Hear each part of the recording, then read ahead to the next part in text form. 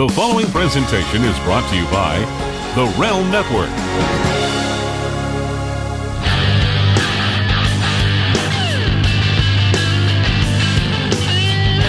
But now, all of a sudden, the women are becoming much more prominent.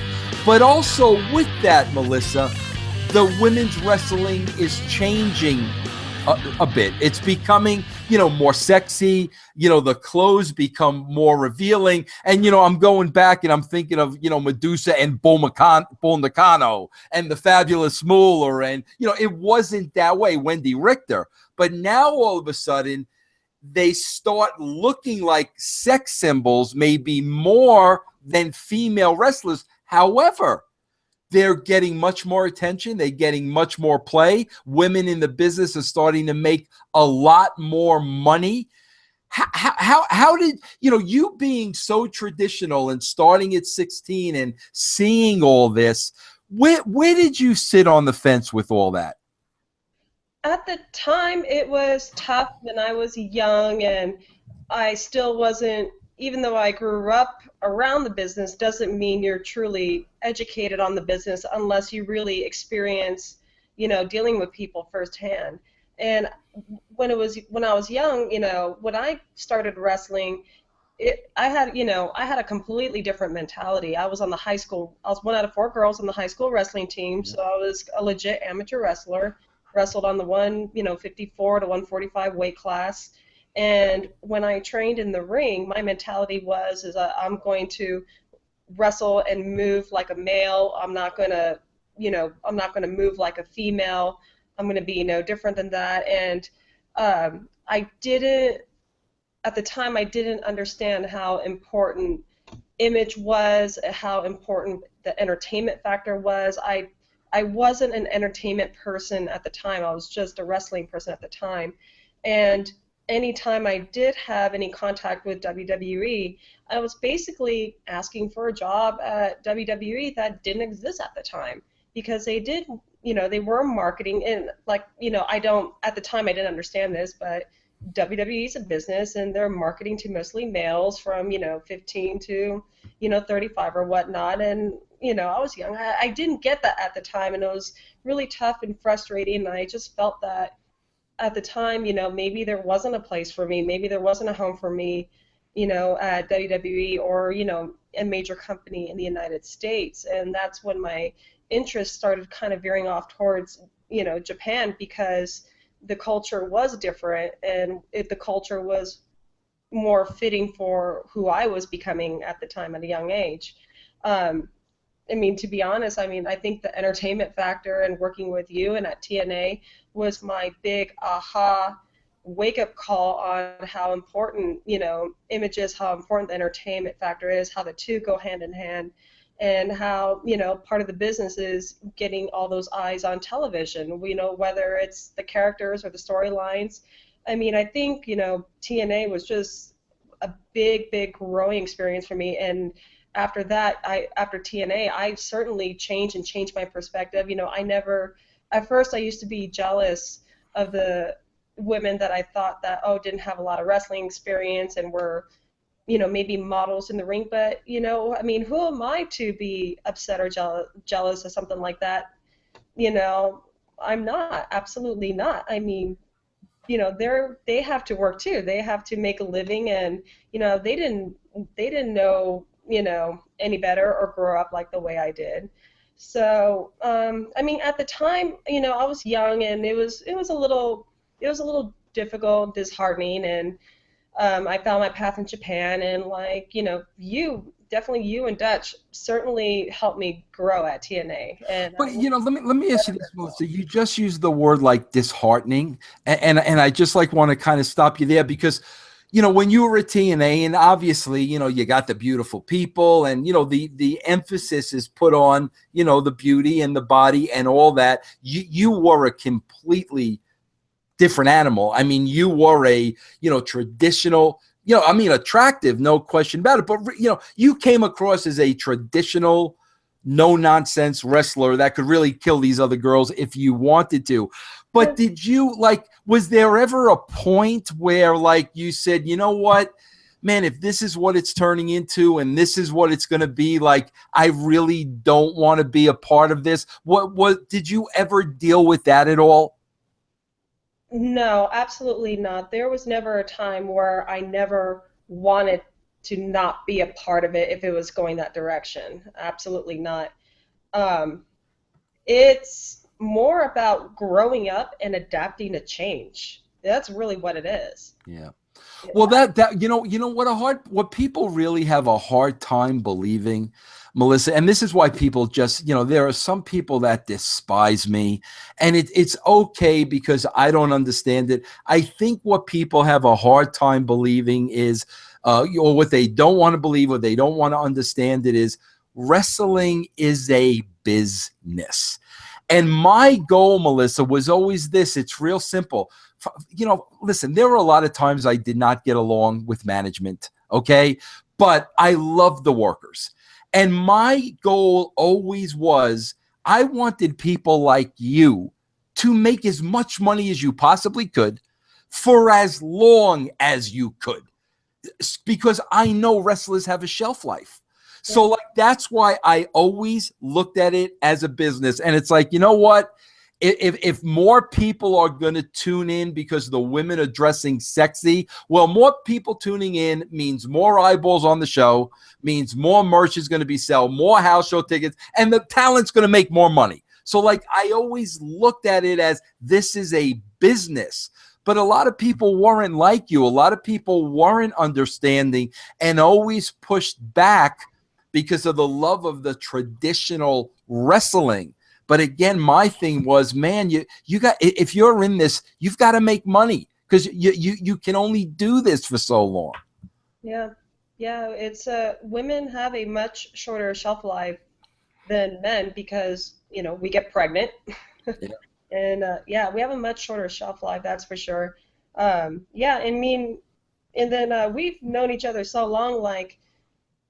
You and I have like not even agreed on everything 100%, but like, it's so funny. Like in other podcasts, there's one podcast, where the way they were asking me questions about you, they were trying to get me to like indirectly like bury you, and I'm thinking like stop it. Like, his job is to.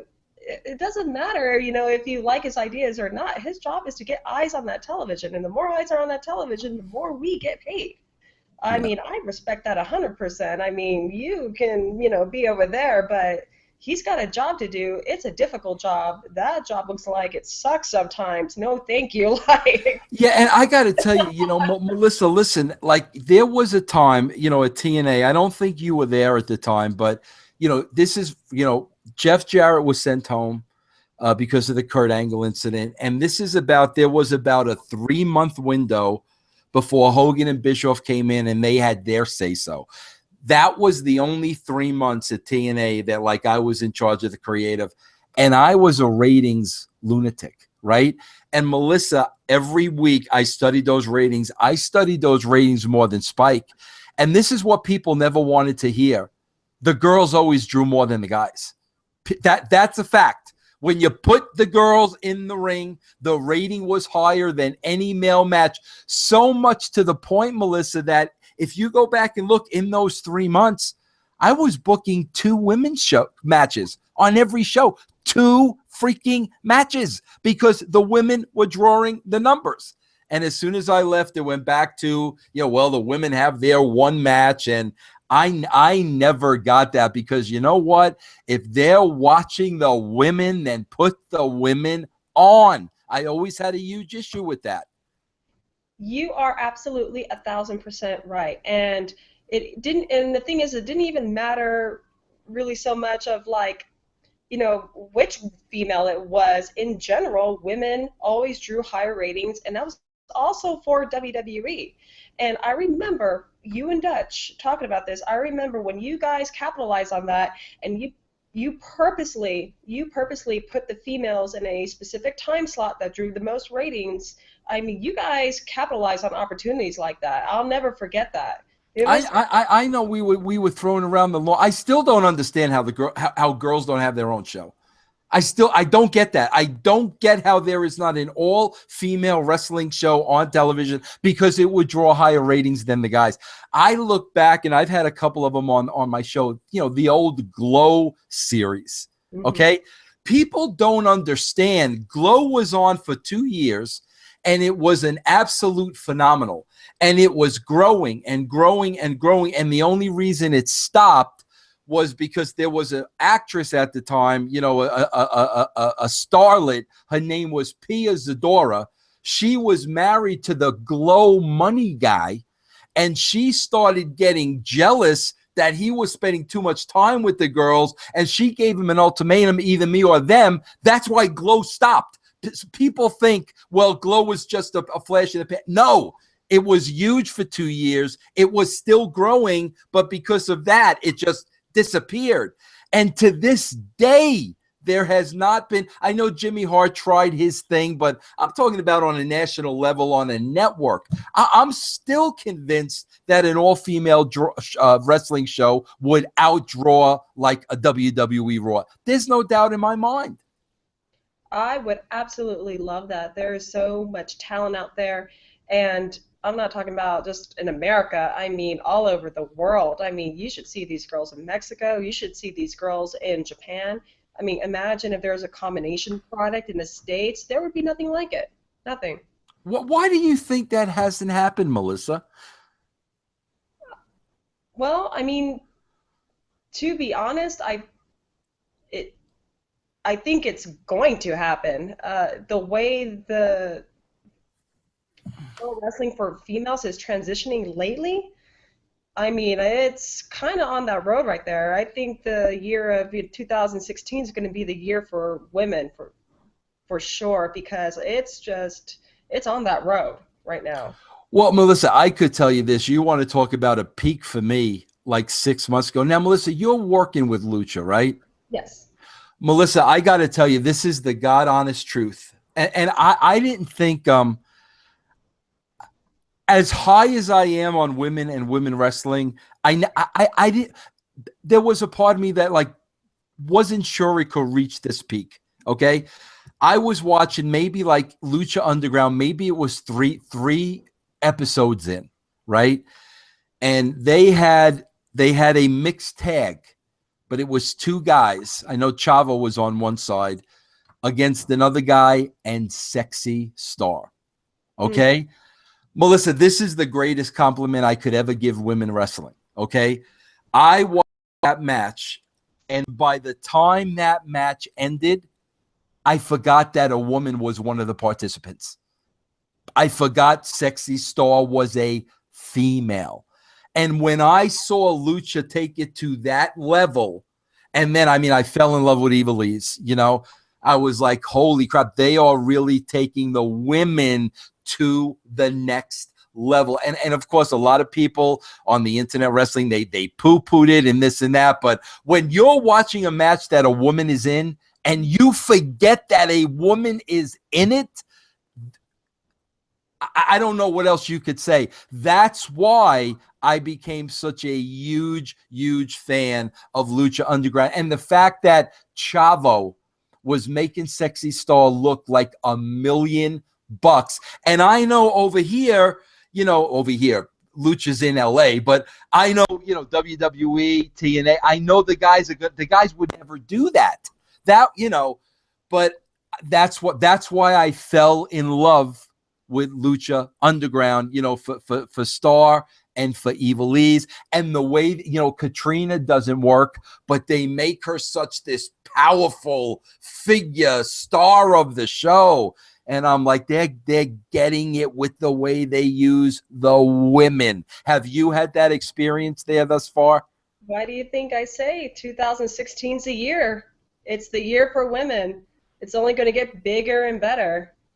And you know why that is? Here's the sad thing, Melissa. I'll tell you right now, because I went to the taping when I saw you at Lucha Underground, and this is what I picked up immediately. And this is why the women are going to a whole totally new level at 2016. You don't have wrestling people in charge of Lucha Underground. You have television people. and they want television stars. And whether it's a female or a male, it doesn't matter to them. Meanwhile, you got your TNA, you got your WWE. They can say whatever they want. It's still the good old boys network. The women are going to have their place. It's going to be very limited, and it's going to be the same. But it looks at Lucha like you talk about, the ceiling is yours as far as you want to take it. Man, I don't think you could be in a better spot. Honestly, I don't think so either. I didn't know an opportunity like this could, fall into my lap at the time it did, but I mean, I couldn't be more grateful. I mean, I almost kind of feel like it's my playground right now. It's just everything's right up my alley. And the greatest part is, like, even backstage, it does not feel like a wrestling locker room. I mean, it's a combination. I mean, it's a real television company. Mm-hmm. It's not a wrestling promotion. It's a television show, and it's treated like that. And it's such a great combination of, television staff in the locker room. It's just great. Everybody's in a good mood. Everybody's happy, and I'm so grateful. This is such, I mean, like I said, like, I feel like I have my playground right now. Yeah, and I know I just had, DeJoseph on. I had Carly on. I know the new season is January 27th, 2 weeks from 2 weeks from tomorrow, right? 2 weeks from tomorrow. And I mean, I'm really, really looking for. It just blows my mind though, like how, people in the wrestling industry like still haven't figured out it's a television show. Mm-hmm. It's not a wrestling show. And if you started thinking along those lines, you're going to grow your audience because you're going to expand your audience. And the fact that, those guys at Lucha are TV people and they're the only ones that understand that, it just absolutely blows my mind. Oh, it's great. It's absolutely great. And it's right. It's not a wrestling promotion by any means. The storylines are so deep. The show is so deep. It's a definitely alternative. Yeah, I'm really looking forward to it. Melissa, why do you think, if you had to put your finger on it, why hasn't there? You've worked everywhere. Everybody knows you. You have such a great, reputation. You're so easy to work with. Why do you think there hasn't been a stop in the WWE? That's a really good question. I want to say a lot of it might have to do with timing. They did reach out to me in the past for, being possibly a trainer. That's, no longer in the works, obviously, but I think a lot of it had to do with timing, and a part of it would also have to be, picking up my life and, taking it all the way across country. I'm one of the very few wrestlers that's up here in San Francisco, and, it's challenging at times because, mostly pro wrestling is on the East Coast and Midwest and Southern California. So I think it's just how, at the time, the way that things worked out, especially with my position with Stardom in Japan, I became very busy and very involved with looking for and sending talent over there. So my role has slowly been transitioning as well, as far as just not being a pro wrestler, but almost kind of I guess an agent of sorts. I don't know why, but the world that's another thing that boggles my mind. You just said it, like, how are there not female agents for the female matches? Yeah. Does that make like any sense to anybody? How are women not working with the women? Now, I know a little of that is going on at NXT, but still at the WWE and TNA. Why is there not a woman agent? That is a great question. That's a great question. I never thought about that. And they should. Yeah, you know what, Magnus was telling me this. I was thrilled to hear this. But I guess Magnus just, he's hurt now, but before he got hurt, he worked a little tour over in the UK, and they were, Mickey James was actually acting as an agent. And I'm like, it's about freaking time. I mean, why can't girls be agents? Why are we still in prehistoric a dinosaur land when it comes to women in wrestling? I don't understand that. When I had my dark match with, well, it wasn't a dark match. It was, what was it called? Heat. Remember Heat? Yes. I wrestled on Heat with Victoria, a short match, and I can honestly say indirectly, Trish kind of helped out. She would have made a good agent. She would have made a really good agent. I think Victoria too. Yeah. Yeah. I loved working with Tara, man. I absolutely. How does she not have a place in the wrestling business? I think she'll always have a place in the But you know what I'm talking about. How does she not have a full-time job working for somebody? That's good point. Yeah, why isn't she an agent for WWE? We got it.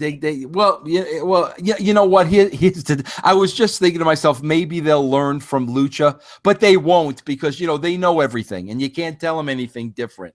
But I just got to tell you, I had man, I swear to God, what the funny thing was? I had maybe about 6 months ago Eva Lee's on the show, right? And I fell in love with her when I saw her at Lucha. I loved her, And I'm having this interview with her, like I'm trying to find out more about her, And at one point she turned around to me and she goes, I've never had an interview like this before. And I'm like, what are you talking about? She goes, well, everybody always wants to talk about wrestling. Nobody ever cares about me. And I'm like, what? We got to get out of the freaking Stone Ages when it comes to women wrestling. It's getting to the point of being ridiculous. That is so true. And I actually had that same conversation with Colt Cabana on his podcast, and he said that, I was nervous about asking you because I know you have a reputation of saying no to podcasts. And I said, no, it's not that I'm always saying no to podcasts. I'm just very selective. And he said, well, do you know why I started doing podcasts? I'm like, why? He's like, because I hate all other podcasts. Yeah, him and me both. And I was laughing. He's just like, and then he kind of went into his mode like cheerleader Melissa, tell me about your days here in TNA. And I was just like, oh my God, shut up. Yeah, exactly. Nobody cares. Nobody cares. Oh, please. And no, I do this show on my network with my buddy, and it's called the Mark and Mark Show. Uh-huh. And we do a wrestling show like people on the internet legitimately do wrestling shows, and we mark out over everything and the room is, and it's like, it's just so freaking pathetic. Melissa, I got to ask you this, and then I'm going to let you go, because I've had you for an hour and I could talk to you for another hour, but I really have to ask you this. I really do. And I'm not blowing smoke. I think very highly of you. I always have. And again, I was a little surprised by how young you still are, because of what you've accomplished. I was like, oh my, I couldn't believe is there something in the business that you have not done yet? Is there an ultimate goal that, until I achieve this, I'm not going to be complete? Or have you satisfied, what it is that you set out to do at this point? That's a good question. I bounce all over the place with that sometimes. There are times I think, if I died right now, would I be happy with everything? And yeah, the answer is yes, I did a lot. But, if I have the opportunity to take the ball and run with it and do something special, do something different, and, push the lines, push the limit, if that was handed to me, absolutely. I want to take the ball and run with it.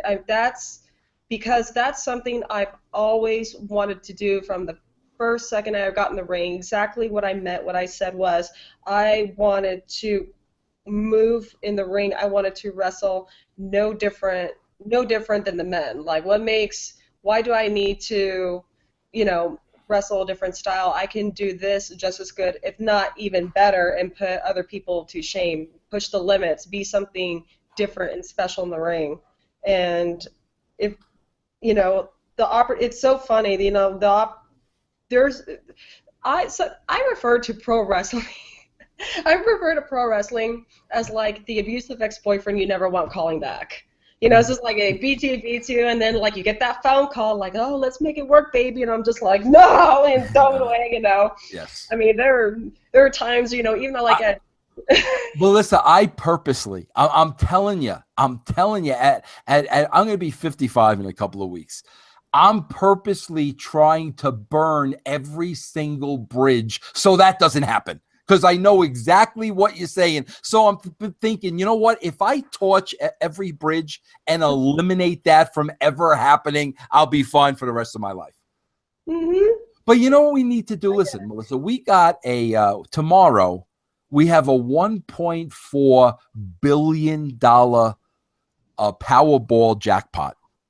Now, are you in this jackpot? No, not at all. The chances Melissa, you gotta be in it to win it, Melissa. You know what I mean? I was gonna make a pact that if you or I win the 1.4 billion, we'll even buy a network if we have to, so we could put an all-female wrestling show on there. Oh, I'm buying. Yeah, go buy it. Jason's got $2. Go buy a ticket. We'll make that commitment. Absolutely. Wow. You know what? A network? I'll be honest with you. I would not be surprised once Lucha builds their audience, which takes time. You're not going to build an audience overnight. Once they build their audience, I swear to you, I would not be surprised to see Lucha Underground do that. Build these women towards Lucha Underground, then pull them out and do a spinoff. I would not at all be surprised for them to be the ones that do this. That's the first time I heard that, but I have to agree with you, because they are changing the game, breaking so many rules. It's great. Oh, it's great. I mean, I know I'm a part of the company, but even I'm just like kind of eating the popcorn. It's just like, no, Melissa, I got to tell you something honestly. Like, obviously, I can't interview WWE people because they won't give you WWE people. But I interview TNA people, I interview Ring of Honor, and I interview Lucha. And I'm not kidding you. Every time I interview somebody from Lucha Underground, by the time the interview is over, I am so excited to see the show because they genuinely are freaking excited about the show. When I get off the phone with like a TNA telling the Ring of Honor, I mean, it's like, you know, it's no big deal. But I just had, like I said, a Carly, you know, on a couple of days ago. And when I was hung up the phone with her, I couldn't wait to see the show. Well, yeah, me neither. Me neither. Yeah. I'm that excited. It's crazy. Like I said, they are breaking so many rules. They are pushing the envelope. They are doing so many different unique things. I can't wait. I can't wait. When it airs, it's going to be like, ha ha ha. Yeah, well, yeah. I just had Chris on a couple of days ago, and I mean, yeah, he really got me amped up. Well, it's 2 weeks from tomorrow. It's January 27th. It's on the El Rey Network. Melissa, what else do you want to promote here? Because I know you do so many other things. You know, give me your social media. You have any local shows coming up? Tell me what's happening with you. Well, the number one thing time at the house and always happening is it's the one to wrestling. Our video library is ridiculous right now. So clickwrestle.com, pretty much all my matches from forever ago. I think I have over 500. I forgot. I was just like, wow, did I wrestle that many times? Wow. But yeah, so clickwrestle.com, awesome. In October, I know it's a little far from now, but we want to do another Stardom USA show in California. Stardom is an all-female Japanese company I work with. I work as the U.S. branch president, so we had a good, successful little run the first last year, and we want to do it again this year. So that's going to be super exciting. So be sure to check out Stardom USA. My Twitter handle is Future Legends CF. Gosh, I am horrible at promoting myself. Look, I know, what's coming up with Cauliflower Alley? Anything? Oh yeah, Cauliflower Alley. That's going to be in April, and April, I think it's like 11. I think 11, 12, and 13. That's going to be a spectacular one. That's, like I said, it's a year for women. We're going to have a lot of women there as well. Why are you not coming? Why did you not get a ticket? You're going to burn your bridges. Do it right. I'm afraid they'll throw tomatoes at me. It's really ridiculous. You want to hear something, Melissa, that's so funny? Doing this podcast, my absolute first choice is to bring the legends on. That's my first choice. I want to bring them on first. Do you know how difficult it is to get these guys and try to walk them through Skype and try to walk them through? Like, you have no idea. I've been trying to get Ivan Koloff on my show for the last year. I've been trying to explain Skype to Bob Backlund for the last 6 months. And it's like the best guys and girls I want to have on this show, I can't get through the technology through them. It is oh my gosh. We have so many issues at Cauliflower Alley that are kind of similar to that. I completely understand.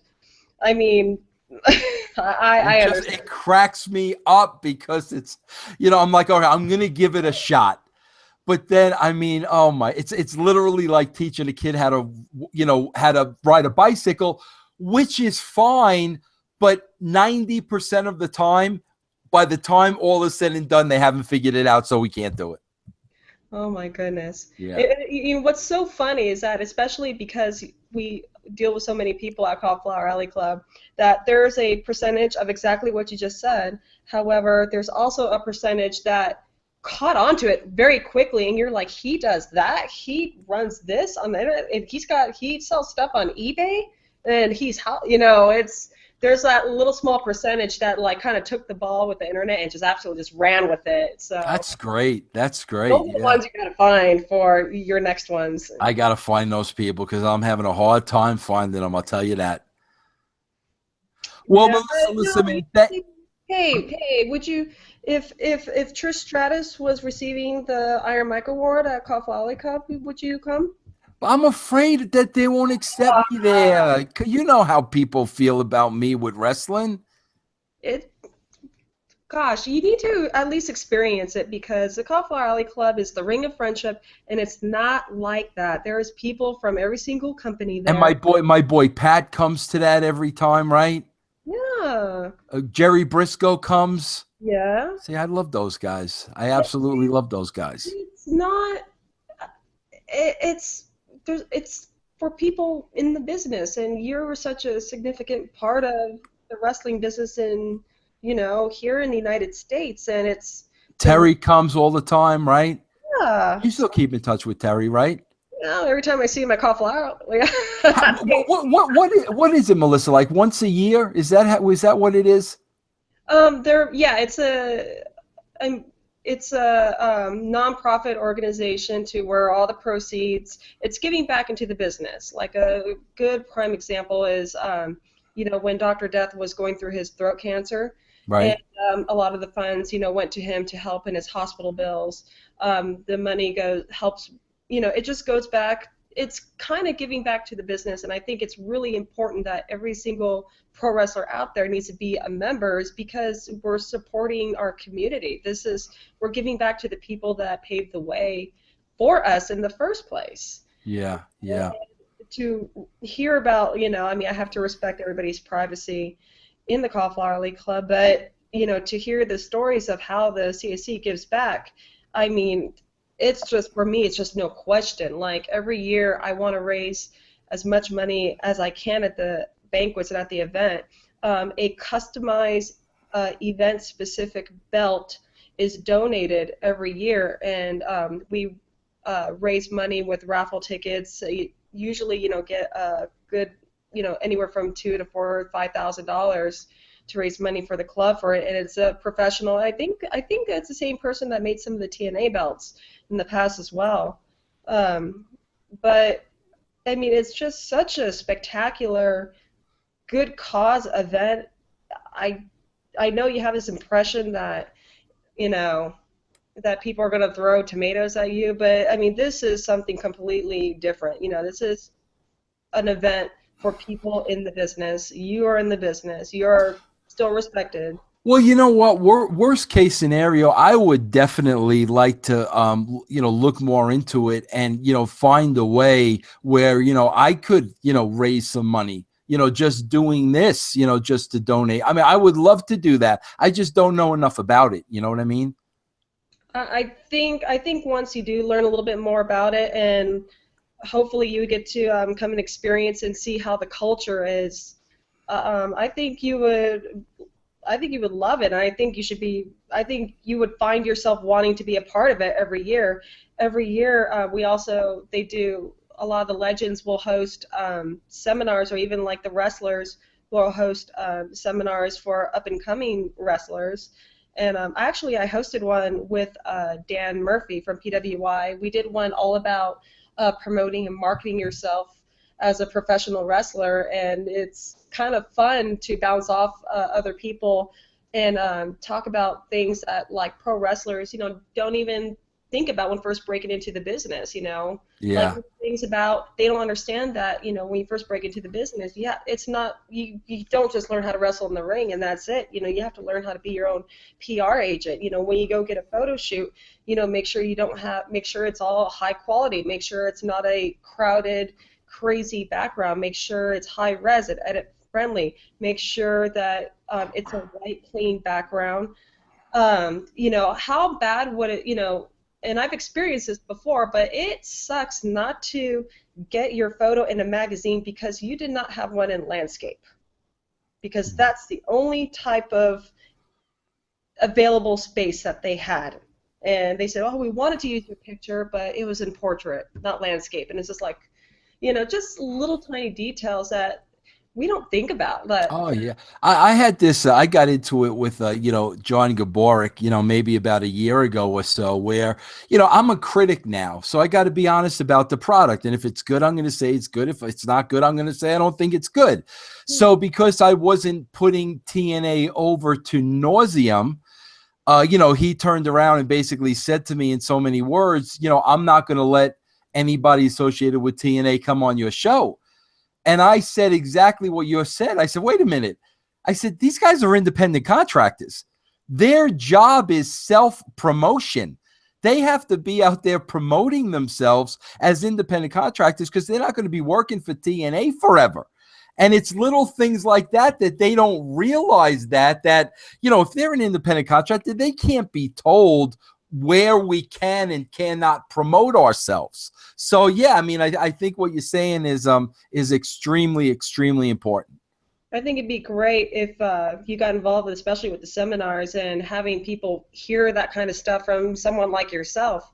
I mean, I think it would just blow people's minds trying to break into the business. It would absolutely blow their minds, and it's fun. It's a good experience, and it sparks such great group conversation.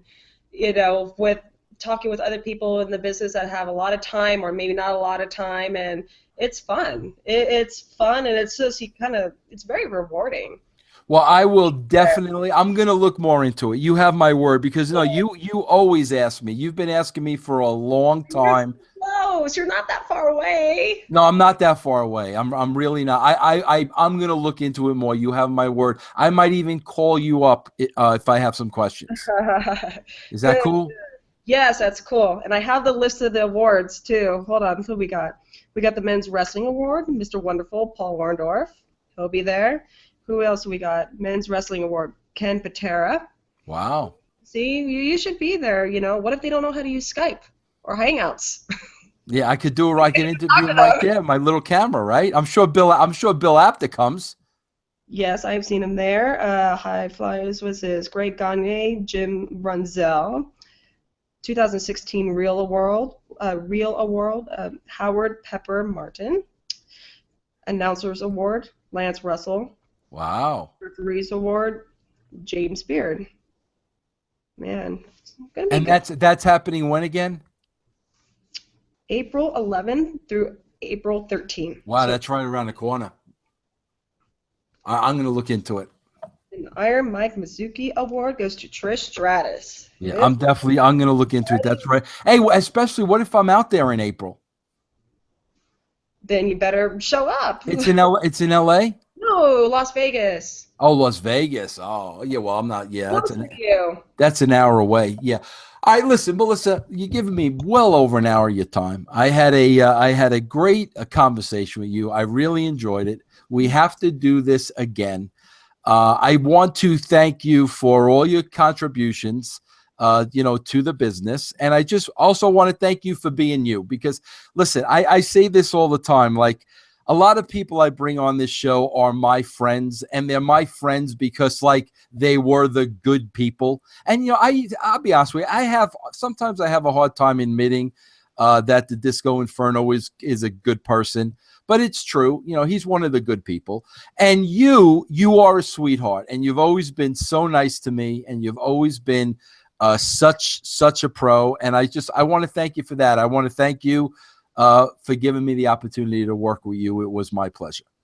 Thank you. The pleasure was mine too. And I don't think I've ever really thanked you, but thank you for all I learned I had a lot of like good and bad, not bad, but like a lot of hard lessons where I really grew up. But I think it was from you helping me and Dutch helping me is when I really you guys helped me smarten up business wise. Yeah, well, that's again, that was what we were paid to do, but I love it. And the fact that you're just so easy to work with, always helps. And again, I want to plug 2 weeks from tomorrow, January 27th, Lucha Underground returns for the second season. We could see Melissa Anderson on the show. Melissa, thanks for joining us, and don't hang up. I want to give you a personal goodbye, okay? Okay. All right, well, there you have it, everybody. Vixens Who Rule, cheerleader Melissa Anderson. Catch her, Lucha Underground, 2 weeks from Wednesday, January 27th, El Rey Network. I'll see you next time. Pro Wrestling's history class is now in session with Back to the Territories. Join host Jim Cornette and J.J. Dillon as they explore Mid-Atlantic wrestling. Sitting there with his hands like this was Jim Crockett Sr. 3.5 hours of wrestling history told through rare memorabilia and exclusive footage. Nothing topped Wahoo McDaniel and Johnny Valentine. Featuring over an hour of lost Mid-Atlantic film footage from Jim Cornette's collection. The kid from Minnesota, it was going to be something, Ric Flair. Head back to Mid-Atlantic Wrestling at shootinterviews.com.